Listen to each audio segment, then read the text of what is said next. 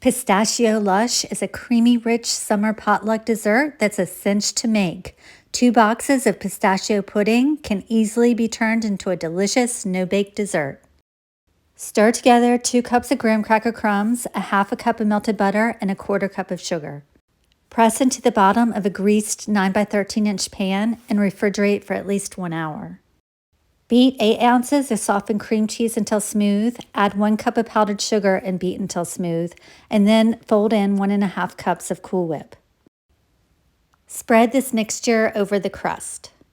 In a large bowl, whisk together 2 small boxes of instant pistachio pudding mix and 3 cups of whole milk until it starts to thicken. Spread over the cream cheese layer, then spread the remaining Cool Whip on top and sprinkle with chopped pistachios. Refrigerate for at least 2 hours before serving. Find the full recipe at spicysouthern kitchen.com.